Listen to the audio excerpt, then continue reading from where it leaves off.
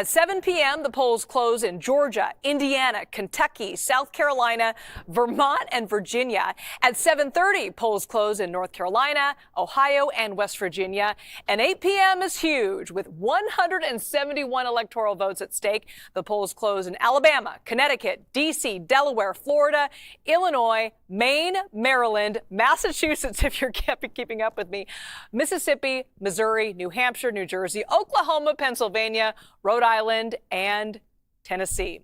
And at 8:30, one state, Arkansas, closes its polls. 9 p.m. is the other key poll closing time with 163 electoral votes at stake.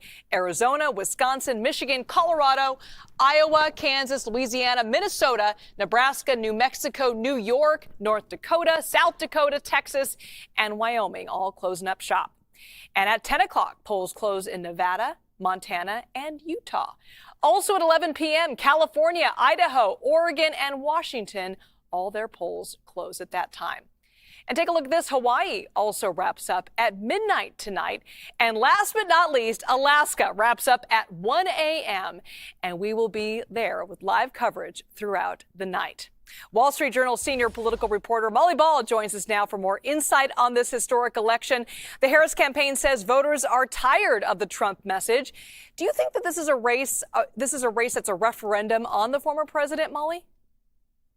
I do. I think you hear that from both sides of the aisle, whether you're speaking with Trump and his supporters or Harris and her supporters. And this is why she has made this the central theme of her campaign, this idea of turning the page on what she describes as the Trump era, a sort of divisive, decade-long era in our political life. She is betting that Americans broadly want to turn the page and move forward from that. Of course, there is a very large segment of the electorate that says, no, that's what we want to go back to, that as chaotic and tumultuous as Trump's governance sometimes was when he was president, people look back on that as a time when they were more prosperous, when they felt more secure. So, for many of Trump's supporters, the Trump era is a time that they look back on with a lot of affection, and they do want to go back to that. So having, a former president in the race and a quasi-incumbent in the race, it really does offer voters a choice between two presidencies that they know pretty well. Security preparations already underway in Washington. Now, Molly, there are concerns the former president is going to start spreading misinformation and declare victory if he sees he's behind in the polls. What are you looking for in the hours before and after the polls close tonight?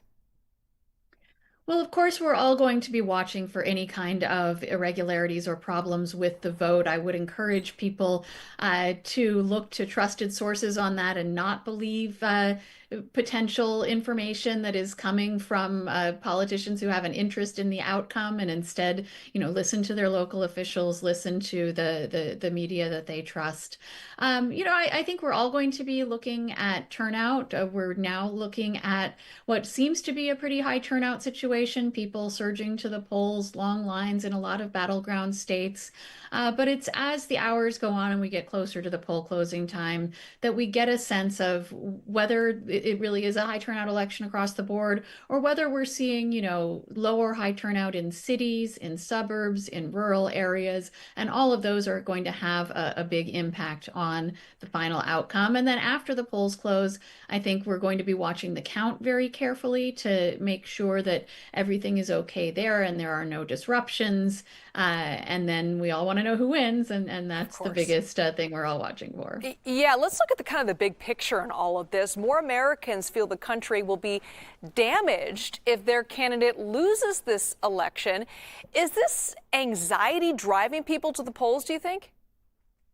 It certainly seems to be. In our Wall Street Journal poll that came out recently, we found that 87% of voters believe the country will suffer permanent damage if their candidate does not prevail. Only 10% said no to that question. So there really is a feeling that the stakes are extraordinarily high in this election. And talking to voters as they go to the polls in various locations across the country, that is something I've heard over and over again, that people feel that our very democracy is at at stake, that everything rides on this election, that it is not a normal election that will simply determine, which way we go in terms of policy for the next 4 years, but really a sort of existential question that will determine the nation's future. There's a feeling that today is sort of a hinge point in history, and which outcome we get from this election is going to determine a starkly different future depending on how it goes. Right, a lot riding on today.